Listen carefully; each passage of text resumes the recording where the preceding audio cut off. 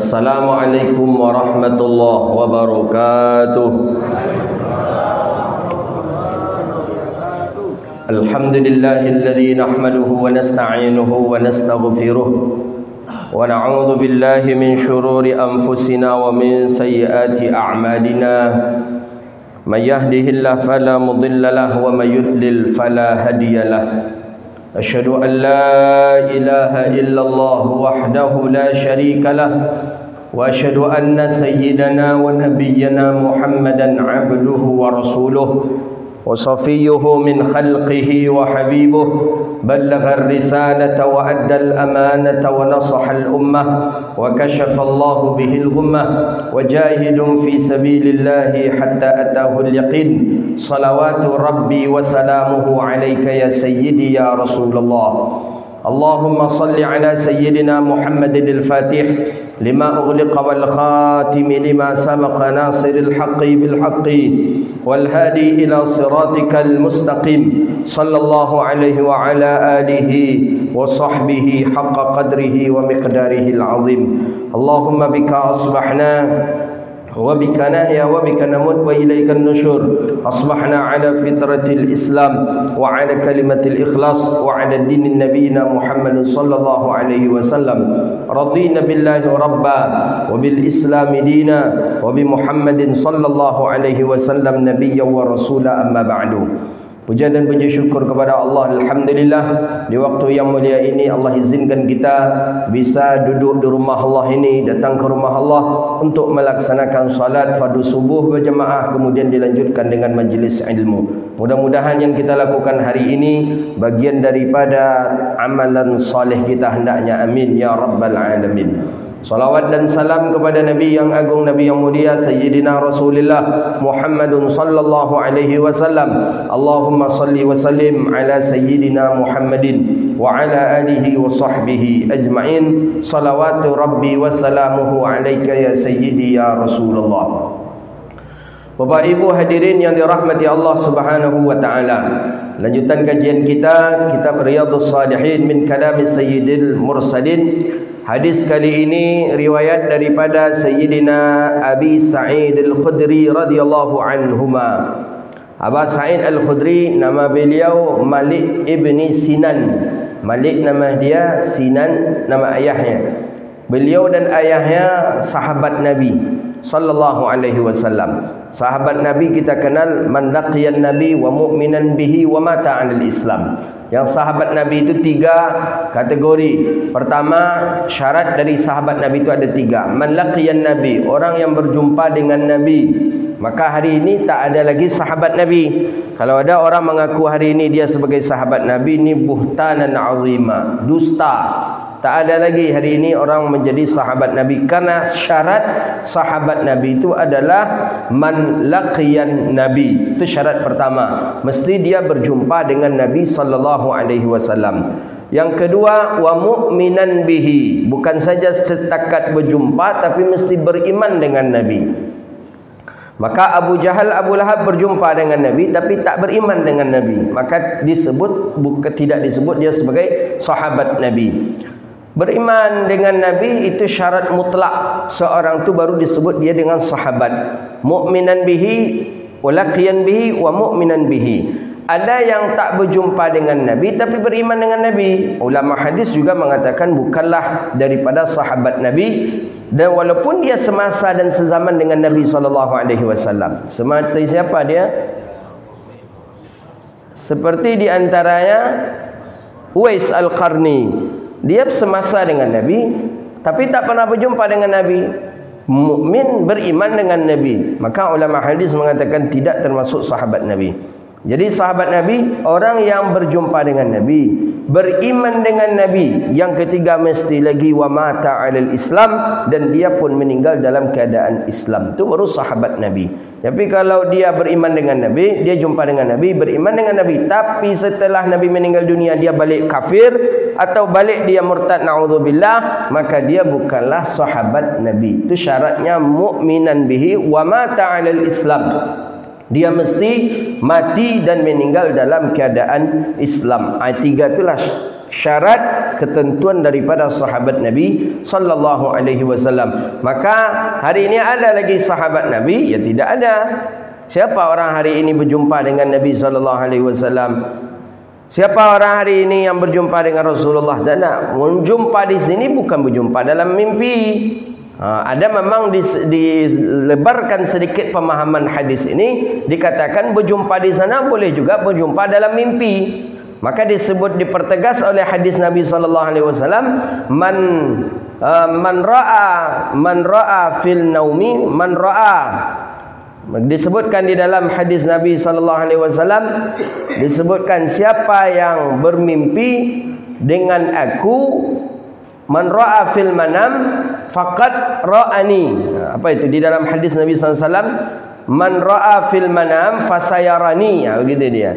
Siapa yang melihat aku dalam tidurnya, man ra'ani fil manam, disebutkan siapa yang melihat aku di dalam tidurnya, maka kata Rasulullah, fa innahu haq, maka sesungguhnya penglihatannya itu adalah benar.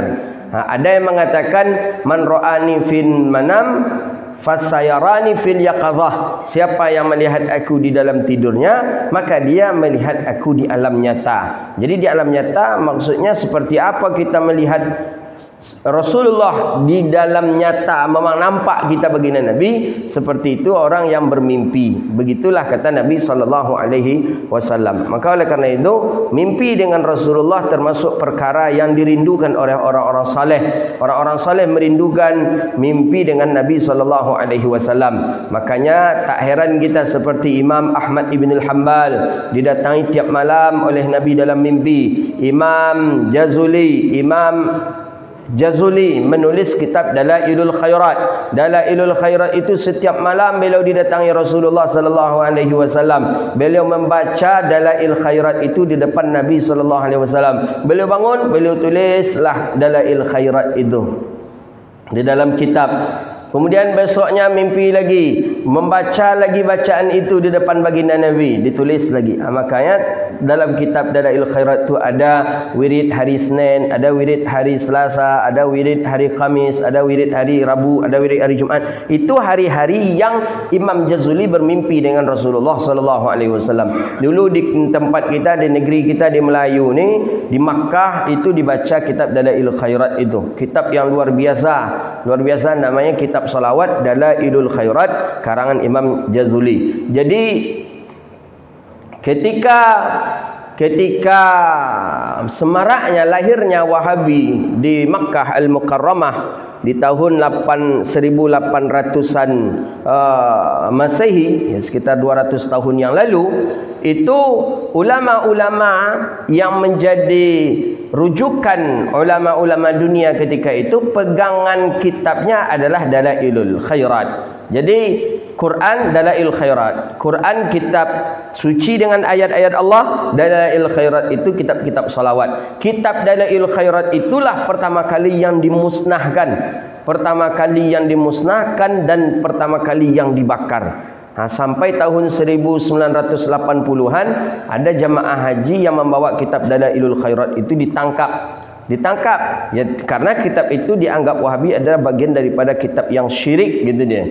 Ya, karena di dalamnya banyak mengucapkan salawat dan salam kepada Rasulullah sallallahu alaihi wasallam. Tapi terakhir-terakhir ini kitab itu sudah dibebaskan kembali di Arab Saudi. Tapi di negeri kita dibaca sampai hari ini. Pesantren-pesantren yang turaslah, pesantren lama itu masih membaca kitab Dalailul Khairat. Jadi kalau ada jumpa Dalailul Khairat, itu Masya Allah luar biasa itu. Itu kitab yang dikarang oleh Imam Jazuli dari hasil mimpi baginda Nabi sallallahu alaihi wasallam. Yang didatangi Nabi lagi siapa? Imam Busairi. Yang didatangi Nabi Imam Suyuti. Yang menurut pendapat kita Ahlus Sunnah wal Jamaah, jelas di dalam hadis Nabi bahwa man ra'ani fil manam fasayarani fil yaqadhah, bahwa orang yang melihat Nabi di dalam tidurnya, dia betul melihat Nabi secara hak.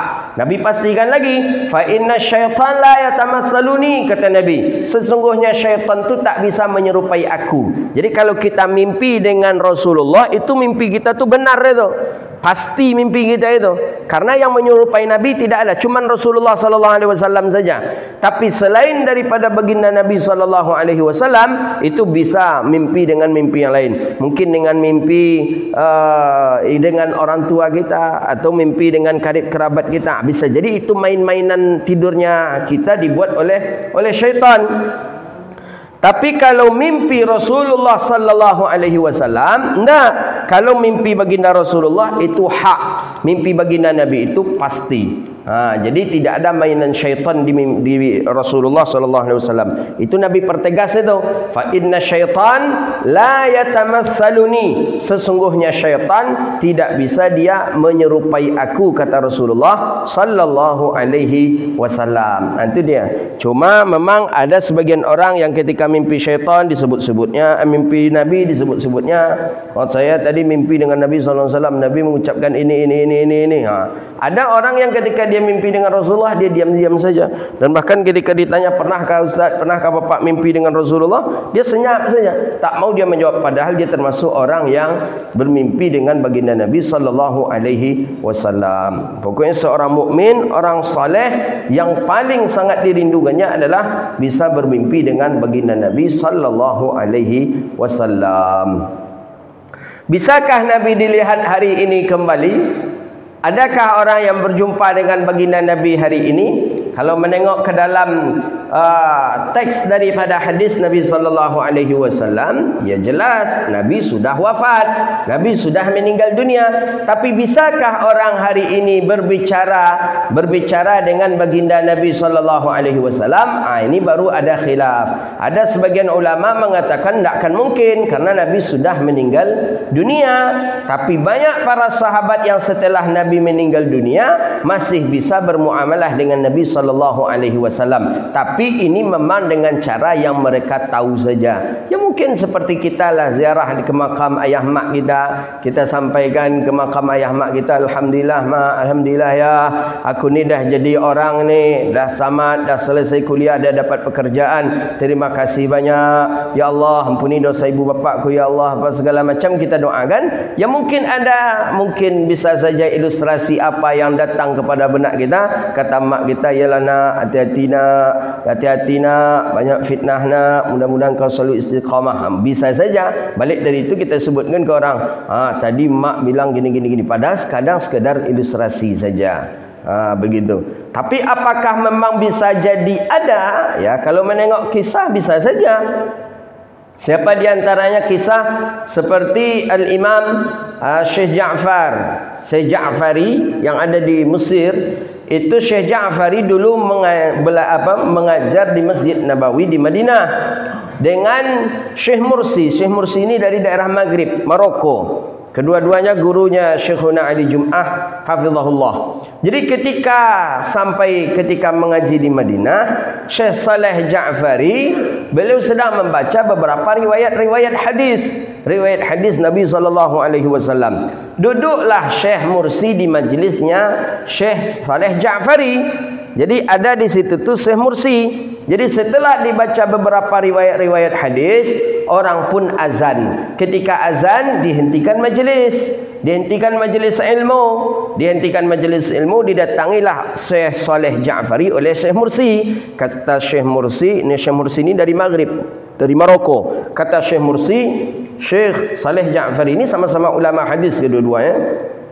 Syekh, yang tuan sebut itu, yang tuan baca tadi itu bukan hadis Nabi. Itu bukan dari Nabi itu. Kata Syekh Mursi kepada Syekh Saleh Ja'fari. Kata Syekh Saleh Ja'fari, itu hadis. Aku selama ini mendapati itu hadis Rasulullah sallallahu alaihi wasallam. Kata Syekh Mursi, itu tidak hadis. Itu tidak hadis, itu ucapan daripada tabi'in, itu bukanlah hadis Nabi, tapi itu perkataan sahabat. Begitu kata Syekh Mursi. Kata Syekh Saleh Ja'fari, antara azan dan qamat di Madinah dulu orang boleh masuk ke makam Rasulullah, boleh masuk. Sekarang kita kan dari dinding luar saja mengucapkan salam. Dulu orang boleh masuk ke dalam. Setelah selesai majlis, orang mau qamat, setelah selesai azan, majlis ditutup, Syekh Saleh Ja'fari langsung ziarah ke makam Rasulullah sallallahu alaihi wasallam. Seketika ziarah ke makam Rasulullah tadi, keluar cepat, masuknya cepat, langsung keluar cepat pula. Keluar cepat ini mencari Syekh Mursi tadi. Wen Mursi, men Syekh Mursi, wen kata dia. Mana Syekh Mursi, mana Syekh Mursi, mana? Ana ho, itu gaya orang Arab itu. Ana ho, saya. Betul kata engkau, kata Syekh Saleh Ja'fari, itu bukan ucapan Rasulullah sallallahu alaihi wasallam. Jadi kira-kira Syekh Saleh Ja'fari tadi pas masuk makam Nabi tadi, bagaimana itu? Mungkin saja Nabi langsung bilang, betul kata kata Mursi, itu bukan ucapan aku. Bisa saja.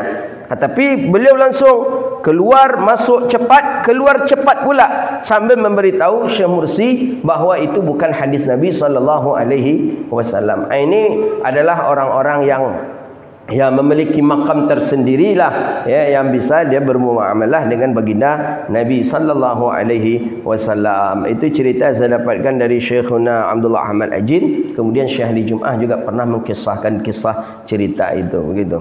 Itu ya ulama bisa. Kalau awak nak bisa macam beredar pesan-pesan WhatsApp yang kini itu kan, pesan daripada pemegang kunci makam Rasulullah, kan ada itu, pemegang kunci makam Rasulullah, namanya Ahmad. Entah mana-mana lah orang Ahmad gini, sampai banyak orang di dunia kan namanya Ahmad.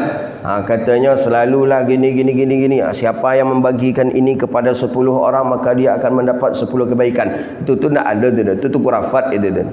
Jadi memang yang bisa itu adalah daripada orang-orang ahli hadis. Jadi kata Syekh, saya ingat lagi waktu itu kata Syekh Abdullah Ahmad Hajin, terbayang tak kalian kata Syekh Abdullah Ahmad Hajin, apakah bagaimana kira-kira ketika Syekh Saleh Ja'fari masuk makam Nabi tadi katanya, disambutkah langsung oleh Nabi atau seperti apa kira-kira sehingga bisa beliau balik cepat dan menjumpai Syekh Harari, Syekh Mursi mengatakan itu bukanlah hadis Nabi sallallahu alaihi wasallam.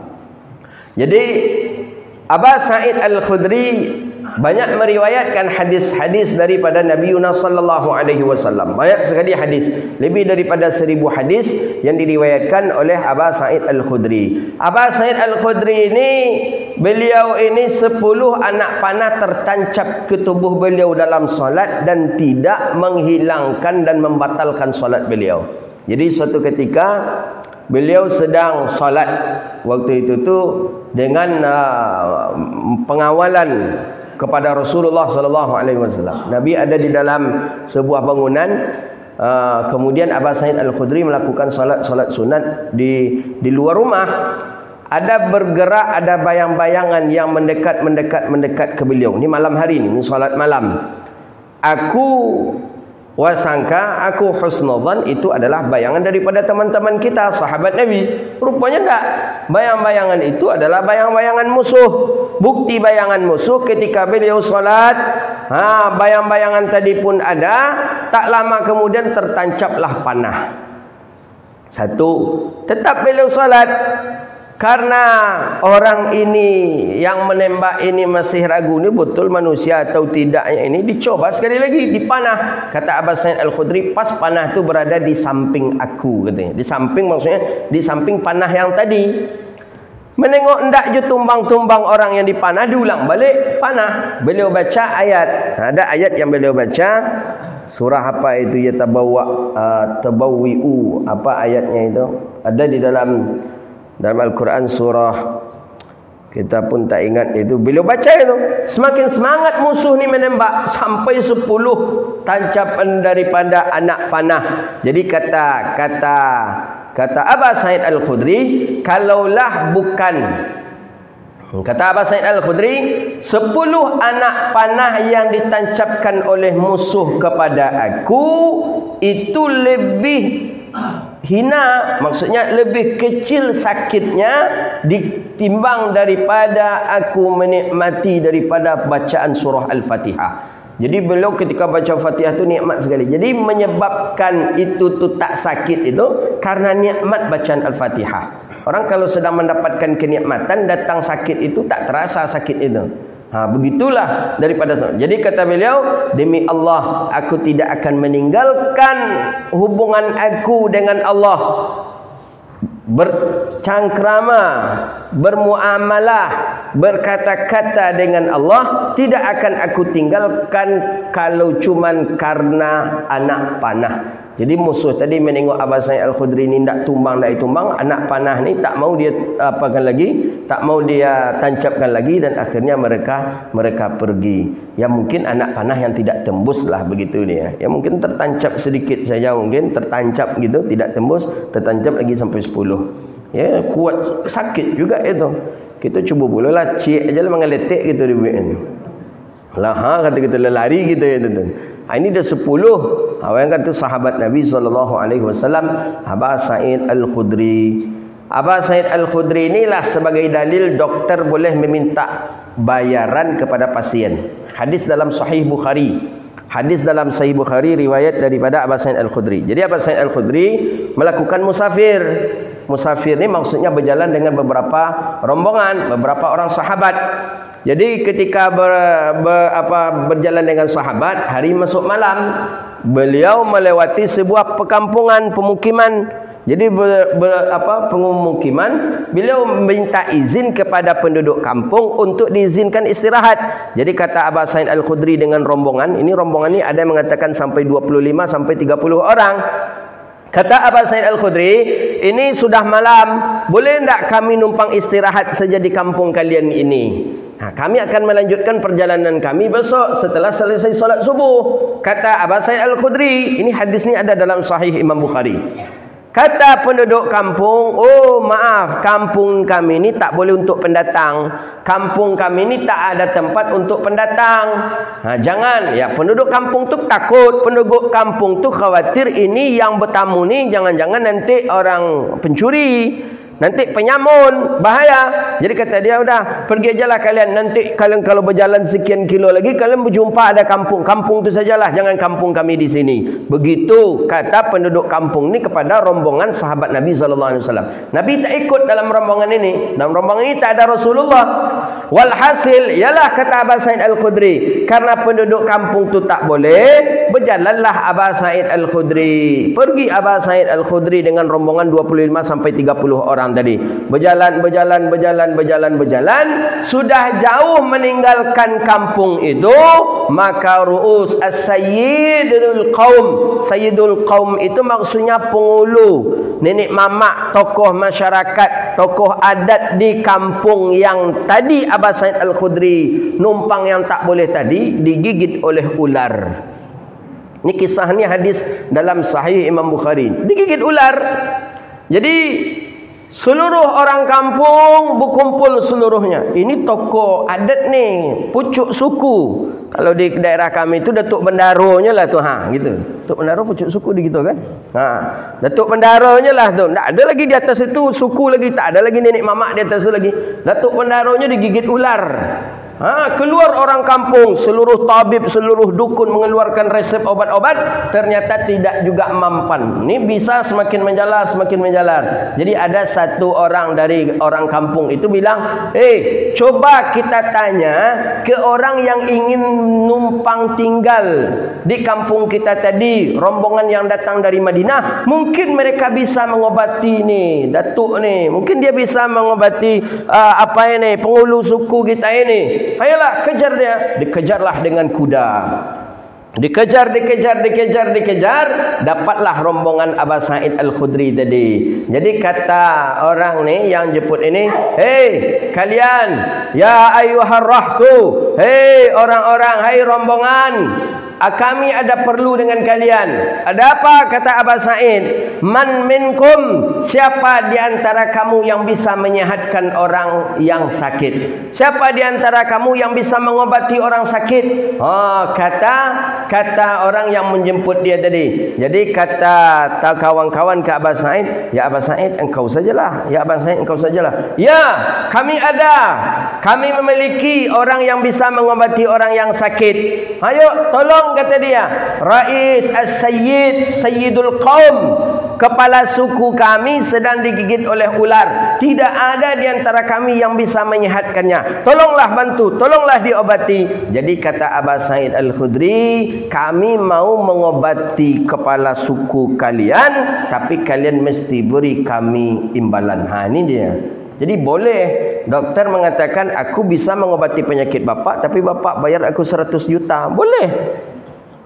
Itu dalil doktor boleh mengambil uang upah daripada pasien. Boleh. Itu dalil hadis dalam Sahih Bukhari. Jadi ketika itu berapa kata mereka, ya deal kalau tak salah saya ketika itu sampai imbalannya itu 60 sampai 70 ekor kambing.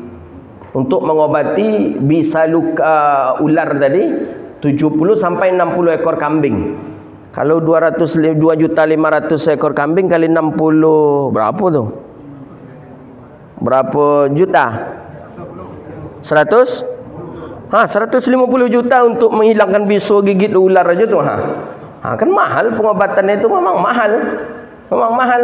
Jadi setelah itu tu, okey, sepakat. Baliklah lagi. Balik beberapa orang saja.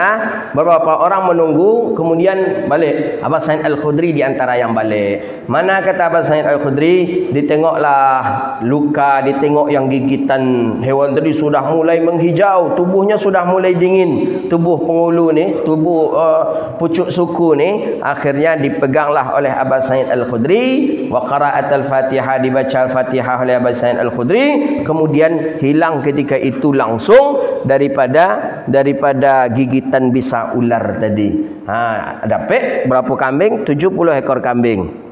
Dapat 70 ekor kambing, dah dibawa lah. Jadi sebenarnya ini nih diminta oleh sahabat karena dia sudah melecehkan orang musafir tadi. Kan tak mau dia menerima orang musafir tadi. Karena itulah kami mau mengobatinya, tapi kalian beri hadiah. Kalian beri kami ujroh upah 60-70 ekor kambing. Dah dibuat 70 ekor kambing. Dah sampai 70 ekor kambing tadi, berjumpa dengan kawan rombongan tadi. Jadi kata rombongan, ada salah seorang daripada rombongan, kata rombongan, wak bagi aja lah katanya. Mantap pula kata dia. Wak bagi aja lah kata dia. Bagus kita bagi dan kita jual di sini kata dia. Padahal ndak inyo yang mau bek, dia inyo pula minta bagi. Memang ada je kawan-kawan kita yang macam tu kadang. Kan sama-sama wak maknya bagilah kata dia kan. Bagilah kata dia. Jadi kata Aba Sa'id Al-Khudri, kata Aba Sa'id Al-Khudri, kata Aba Sa'id Al-Khudri, aku tidak akan membagi ini, kata Aba Sa'id Al-Khudri, kecuali aku menanyakan dulu kepada Rasulullah sallallahu alaihi wasallam. Tu saking hati-hatinya para sahabat Nabi. Iya boleh atau tidak? Jangan kita asal bagi-bagi saja, kata Rasulullah. Kata Aba Sa'id Al-Khudri, kalau seandainya Nabi nanti tidak mengizinkan kita mengambil daripada yang 70 ekor kambing ni, kita kembalikan lagi kepada mereka, kita antar balik lagi. Tapi kalau kata Nabi nanti boleh, maka ambillah, kata Aba Sa'id Al-Khudri. Akhirnya yang minta bagi tadi, kali itu yalah kata ikut ajanya lagi. Padahal dak inyo yang mengobati ni, inyo pula yang koncang minta bagi. Memang ada je kawan. Ni mana-mana itu tu. Bagilah katanya, bagilah. Padahal inyo pun tidak. Ya, inyo minta bagi tu. Jadi walhasil sampai di Madinah mengadulah sahabat ke Rasulullah. Aba Sa'id pertama kali, ya Rasulullah, kami melakukan perjalanan, disebutkan seluruhnya oleh Aba Sa'id Al-Khudri. Kami kemalaman, kami numpang di suatu kaum di kampung, tapi kami diusir oleh orang kampung tu, kami tak diterima. Mereka menyuruh kami berangkat. Kami pun pergi, ya Rasulullah. Ketika kami pergi, rupanya penghulu pucuk suku tu rupanya digigit ular. Tidak ada pertolongan, orang sana sudah seluruh mencari obat dan tidak ada yang bisa mengobatinya, dan mereka mengejar kami dan ada di antara kami yang bisa mengobatinya, ya Rasulullah. Jawaban baginda Nabi sallallahu alaihi wasallam, bi ayyi tadawaw, dengan apa kalian mengobatinya? Kata Aba Sa'id Al-Khudri, aku mengobatinya cukup dengan Al-Fatihah saja, ya Rasulullah. Nabi senyum, itu pengobatannya Rasulullah. Dari mana kalian tahu? Kata baginda Nabi kepada Aba Sa'id, kata Aba Sa'id, aku pernah melihatmu ketika mengobati orang dengan memakai Al-Fatihah. Jadi kenapa? Jadi kata Aba Sa'id Khudri, kami mensyaratkan, ya Rasulullah, kami mau mengobatinya kalau dia mau membayar kami dengan beberapa puluhan ekor kambing. Jadi bagaimana? Sudah, ya Rasulullah, sehat dan kami mendapatkan kambing itu. Jadi bagaimana, ya Rasulullah? Jadi kata baginda Nabi, aqsimu. Kata baginda Nabi, aqsimu wadribu. Kata Rasulullah, bagilah. Kata Nabi, bagi. Kata Rasulullah sallallahu alaihi wasallam, ambillah, kemudian bagilah. Kata Rasulullah sallallahu alaihi wasallam. Kemudian di ujung hadis Nabi mengatakan, tapi jangan kalian lupakan nambo, masukkan nambo dalam itu. Kata Nabi, sambil Nabi golak. Itulah Nabi ketawa itu. Jadi Nabi ketawa dan sahabat pun ketawa. Jadi boleh tidak kami bagi ya Rasulullah? Itu pertanyaan Abu Sa'id. Jadi kata Nabi SAW, ambillah dan bagilah dan masukkan saya dalam pembagian itu, kata Nabi. Sambil Nabi ketawa. Sambil Nabi ketawa di belakang itu, dan para sahabat yang bertanya tadi pun ketawa. Jadi Nabi kita itu orangnya tidak tegang-tegang, tidak apa, tidak serius terus, tidak ada rahahnya Nabi SAW. Maka muncul hadis-hadis tentang rahah, santainya Rasulullah SAW dengan anak-anak, dengan cucu. Kadang Nabi bergelut, Nabi bermain. Begitu juga dengan istri. Tidak tegang Rasulullah SAW. Tidak tegang, tidak apa. Ini ada orang hari ini tegang saja. Payah nak menyapunya, Pak, sehat Paknya. Nak nampak ada orang kau sehat dan kau nya. Kalau nak sehat nak sampai siku kau dah. Itu tobat menyapu Pak tu, nak mampu lepak dia capek Pak, kata cucu. Tu atuk sehat tu, kata cucu kan. Sehat tu. Tok dah makan. Dah. Cik tanya, cik jawab dia datuk tadi. Bila lu cucu dah kek ke datuk tu? Datuk, tok dah solat. Lah, pokoknya cik tanya, cik jawab. Tu cucu, kata cucu ni, lama jumpa datuk dan golego, kata cucu. Ada Pak, saya menjumpai beberapa orang yang tak pandai sikit pun bermuamalah dengan anak-anak kah, dengan kawan kah, tak pandai. Memang serius taruh aja. Serius saja. Sihatnya Paknya.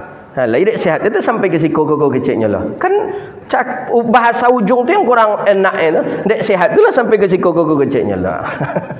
Maka apa salah? Sehat Pak. Alhamdulillah sehat Ustaz. Ni berkat doa. Kan mantap itu tu. Ya, ada pula kan sehat Pak. Ya, alhamdulillah sehat, tapi sehat orang tua lah kan Ustaznya. Kan enak juga itu. Ikut ndak sehat Paknya. Tak nampak dan wangnya. Dek sehat itu sampai kau mainnya. Mak. Kamu pernah gitu kan dulu ada orang. Tapi lah mati lepak tu malam pelak. Dia memang waktu kami kecil-kecil dulu, bapak tu memang terkenal tak pandai senyum. Tak pandai senyum. Memang terkenal tak pandai senyum, sikit pun tak pandai senyum. Jadi kita main-main macam tu apa namanya? Kan main kelereng. Pas kelereng kita ni sampai ke jalan, apa salahnya kelereng kecil? Apa salahnya dia langkahi saja kan bisa. Pokoknya kita kan sedang main kelereng kita tadi, jangan sampai beralih, jangan sampai beranjak. Kalau bisa dari situ kita tembakkan ke yang lain, kan begitu main kelereng itu. Bapak tu lewat, besar badannya, jadi bisa dia melangkahi saja, kan bisa dia langkahi saja. Rupa ndak disipak kelereng kami jauh. Saya masih ingat saya itu tu. Maka saya tanya ke orang tua saya kemarin, Syanu masih duitnya lah matilah katanya. Adalah. Ya Allah ya Rahman. Kita tu ar-rahimuna yarhamuhumur rahman. Kan Nabi kita sudah mengatakan at-tahabbuna fillah. Saling mencintailah kamu karena Allah. Ada satu lagi hadis Nabi, man la yarham la yurham. Siapa yang tak mencintai maka dia tak akan dicintai. Siapa yang tidak mengasihi, dia tidak akan dikasihi. Memang ada orang yang macam itu. Kasih kita ke anak-anak. Nabi kalau Nabi sedang lewat, anak-anak walaupun tidak anak cucu Rasulullah, tapi anak para sahabat itu selalu datang ke Rasulullah. Nabi mulai melihat saku Jaif itu saku Rasulullah SAW. Mulai lihat, ada kurma dikasih kurma, ada coklat dikasih coklat, ada uang dikasih uang. Begitu daripada sayangnya Rasulullah kepada anak-anak. Maka ayat Allah menjelaskan tentang mulianya anak-anak, sehingga kita tak boleh membunuh anak kita walaupun lil imla, walaupun kita takut miskin. Tak ada yang akan kita makan lagi, kemiskinan betul, susah betul hidup kita, tetap tak boleh kita membunuh daripada anak itu. Begitu. Jadi man la yarham la yurham. Jadi penting kita harus tasamuh, mesti kita harus ada senyum, itu penting itu. Nabi SAW. Jadi kata Rasulullah, ambil kambing itu, bagi dan masukkan aku ke dalam tu, kata Nabi. Kemudian Nabi ketawa. Ketawa Nabi tak pernah besar. Nabi ketawa ya sekedarnya saja gitu. Jarang nampak gerahang Nabi, gigi gerahang Nabi ini jarang nampak.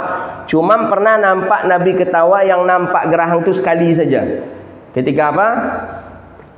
Ketika si Nuaiman menjual kawannya jadi budak untuk makan siang. Ingat tak kita kisah itu? Sudah pernah kita riwayatkan kisah itu kan? Nuaiman, siapa namanya satu sahabat lagi, satu Abu Bakar, pergi ke Syam. Kalau Syam Tahirak waktu itu, jadi pergi ke sana, dibawalah Nuaiman Syam. Nuaiman kau memang agak macam mana ya kalau bahasa kitanya ya, agak-agak nyeleneh lah gitu. Jadi kata Abu Bakar kepada orang berdua ni, kalian tunggu saja di sini. Aku berjalan ke sana, aku ada yang aku cari, aku beli ke sana. Kalian tunggu di sini, nanti aku ke sini lagi, kata Abu Bakar. Ayolah, kata orang berdua ni. Lama Abu Bakar ini belum juga kunjung, belum juga. Perut dah lapar ni. Perut Nuaiman dah lapar. Perut lapar perut. Jadi yang akan dimakan tak ada, uang tak ada. Pergi dengan Abu Bakar yang bawa. Jadi kata Abu Bakar, kau tunggu saja di sini. Lama menunggu, tunggu, Abu Bakar tak juga datang. Ditunggu tak juga datang Abu Bakar, ditunggu tak juga datang Abu Bakar. Akal daripada si Nuaiman mulai jalan. Kata Nuaiman kepada kawannya, aku tunggu di Sikolio. Sebentar aja, nanti saya ke sini balik. Ayolah. Mulai si Nuaiman pergi. Nuaiman pergi, dicari oleh si Nuaiman orang tempat menjual budak. Jadi datang, kata Nuaiman, fulan, ya, engkau yang punya budak-budak ini, ya, engkau mau beli budak lagi tak? Oh mau kalau ada. Dulu kan budak ada perbudakan itu. Ya mau, kalau apa? Budak aku ni murah saja, cukup dengan 2 dinar saja. 2 dinar budak murah. Jadi kata yang penjaga ni, kenapa? Yang kata yang akan membeli ni, kenapa kok murah kali?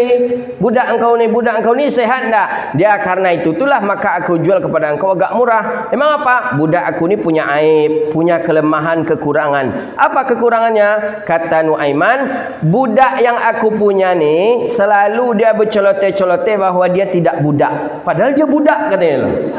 Jadi kata si Nuaiman, maka nanti dia akan bilang, aku nak budak ni, aku nak budak. Tak usah kau dengar, itu tu aib dia, itulah kekurangan dia, kata si Nuaiman kepada orang ni. Ayolah, mana budak kau? Mana duitnya? Kata dia. Duit dulu serahkan duit 2 dinar. Dibawalah orang yang menjual budak ni kepada si sahabat Nuaiman. Jadi mau dekat hampir sampai. Jadi kata Nuaiman, itu budak aku. Yang berdiri itu tu budak aku ni. Ayolah pergi. Engkau sajalah. Dia takut pula. Berarti ini betul. Ayo pergilah.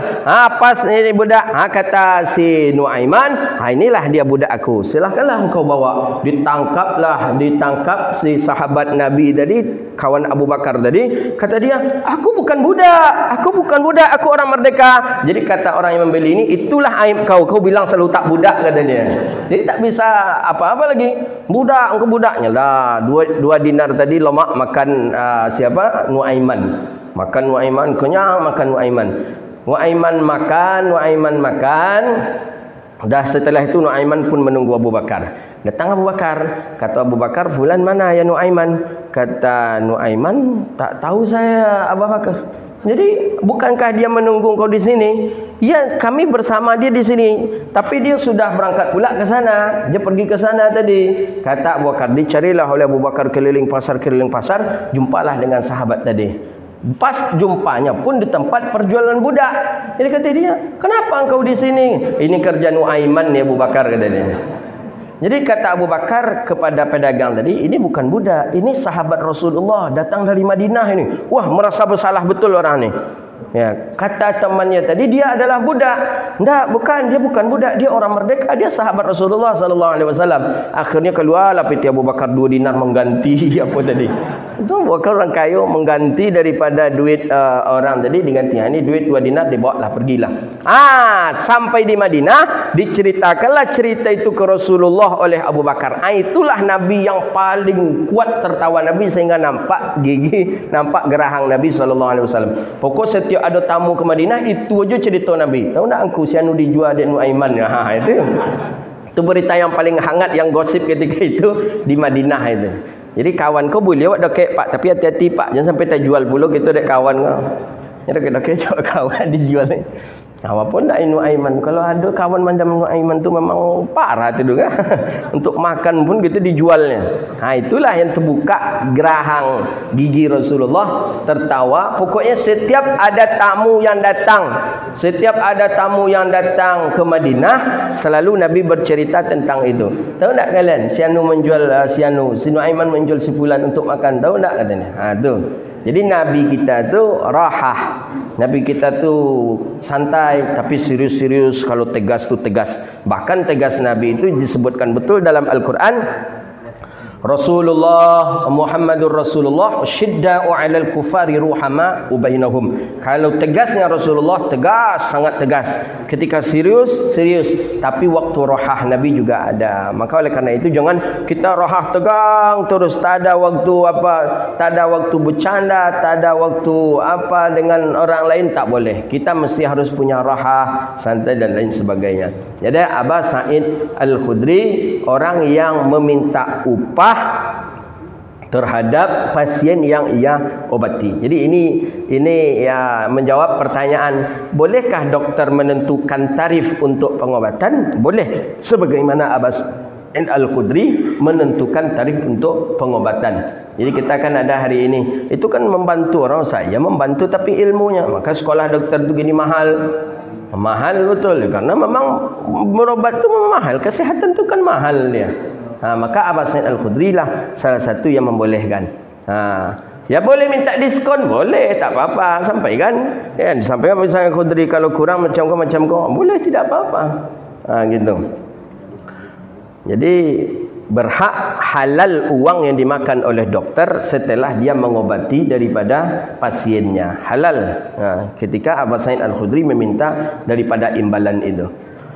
Waqala, masuk ke hadis Nabi sallallahu alaihi wasallam. Jalasa Rasulullah sallallahu alaihi wasallam 'alal mimbari wa jalasna haulah.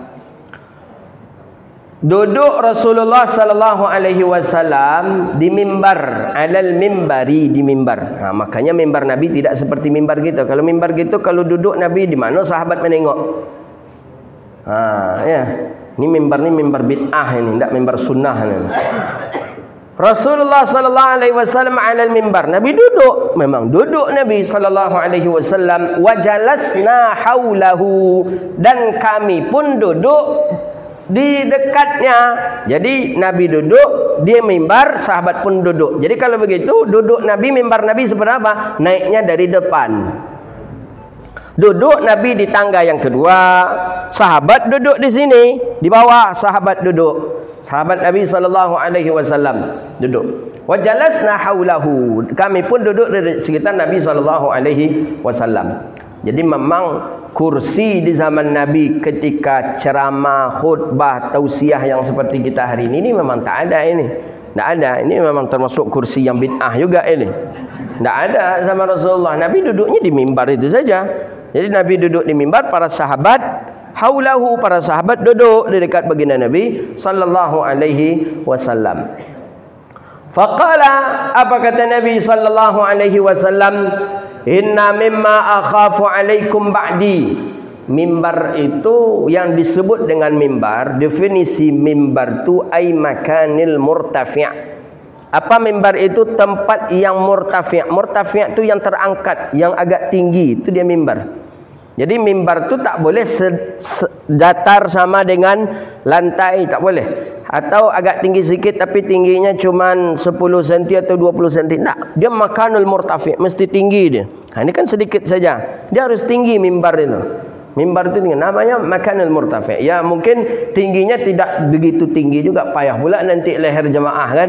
Tapi mesti memang yang namanya mimbar itu murtafi'. Memang tinggi dia mimbar itu. Mimbar tinggi. Jadi berbeda dengan podium, kata bahasa orang kita. Kalau podium itu kan dari samping atau dari belakang masuk. Kalau mimbar itu masuk kita dari depan. Itu yang mimbar. Jadi mimbar itu makanil murtafi'. Dimanapun kalau ada khutbah itu kan disunahkan di atas mimbar. Usahakanlah mimbar itu tempatnya yang agak tinggi sedikit. Baik salat istisqa minta hujan, atau salat apa kita lagi, atau salat Aid, salat Jumat, anjurkan tinggi sedikit mimbar itu. Faqala, ketika Nabi duduk di mimbar tadi, Nabi berkata, apa kata Nabi sallallahu alaihi wasallam? Qala inna mimma akhafu alaikum ba'di ma yuftahu alaikum min zaharatid dunya wa zinatiha. Muttafaqun alaih. Kata Nabi sallallahu alaihi wasallam, inna mimma akhafu alaikum, sesungguhnya daripada apa-apa akhafu alaikum, yang paling aku takuti di atas kamu, yang paling aku takuti di atas kalian, kata Rasulullah, ba'di, setelah aku wafat, setelah aku meninggal dunia, apa? Ma yuftahu alaikum min zaharatid dunya wa zinatiha. Yang paling aku takutkan itu adalah ketika dunia dibukakan untukmu. Ketika dunia dibukakan untukmu, perhiasan dunia dibukakan untukmu, kenikmatan dunia dibukakan untukmu, dan kamu pun lalai terhadap agamamu. Itu yang paling ditakuti Rasulullah. Dulu tidak ada handphone, sekarang dah ada handphone. Khawatir Rasulullah gara-gara handphone terlambat salat. Gara-gara handphone kita tak salat. Dulu tak ada apa lagi?